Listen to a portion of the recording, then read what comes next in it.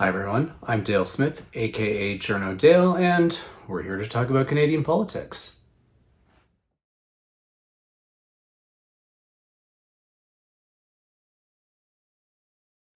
There was some discussion this last week about the targets for new childcare spaces and whose responsibility it is to make up the shortfall over the next 2 years. And there is a certain media effort to try and make this the federal government's problem because this is an initiative that the federal government was really championing, and they set this target of so many spaces by 2026 and set these deals in place around the country. The problem with this narrative is that it ignores the actual substance of the agreements that the federal government made with the provinces. Early learning and childcare is a provincial responsibility.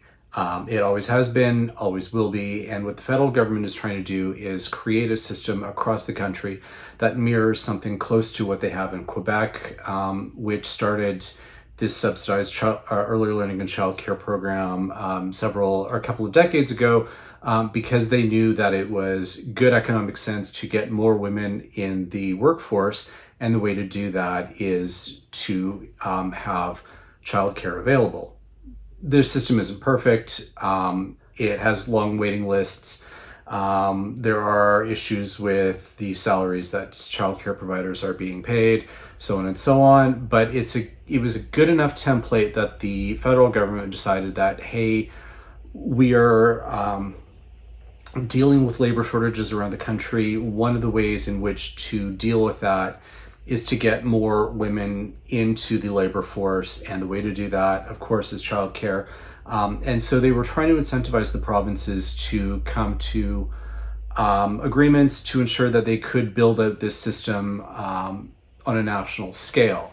And what those agreements is essentially that the federal government will provide X number of dollars over the near term, in terms of however many years this agreement lasts for.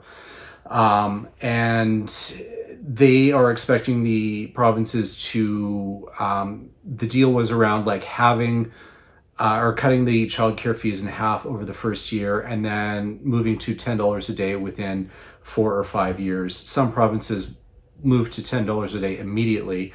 And it relies on the provincial governments providing top-ups to the providers in these not-for-profit spaces, because that was also a condition of the federal agreement, so that they are not out fees.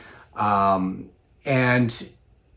the thing is that the economic model here is that the subsidies that the federal and provincial governments pay towards these operators will be made back by the taxes essentially paid by the women who are now in the labor force who weren't before.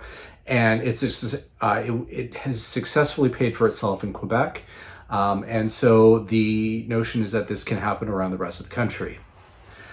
Problem is that not every province is living up to the obligations that they signed for.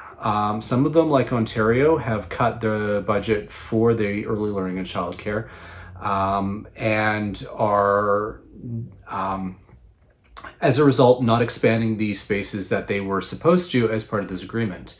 And also they had problems paying the operators on time, and there was a whole issue in terms of the operators not having cash on hand, because the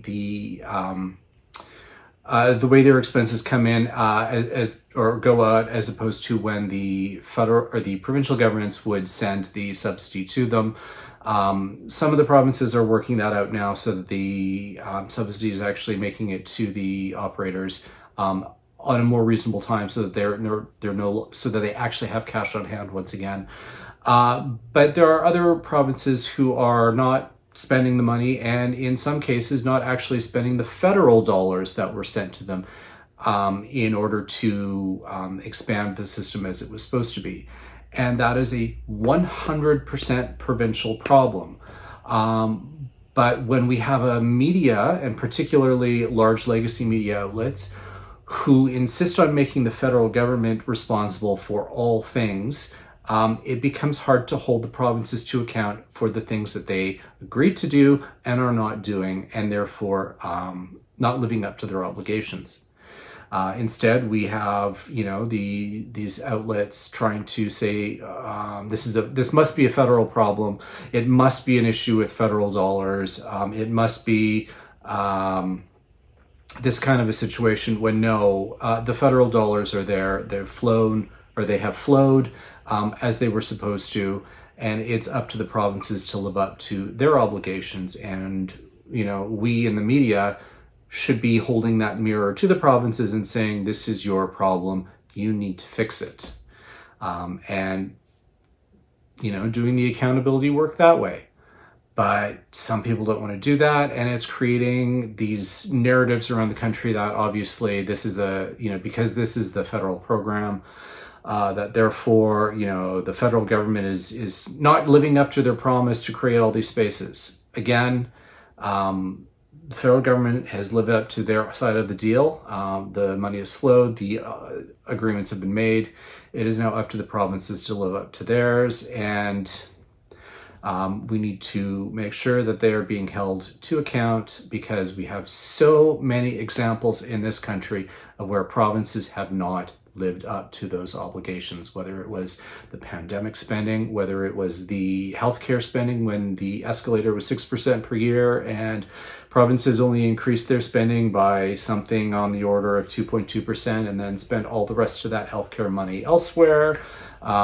It's examples like that constantly that make it really hard for the federal government to do what they were supposed to be doing, because the provinces are not living up to their end of the obligation, and all of the blame goes to the federal government.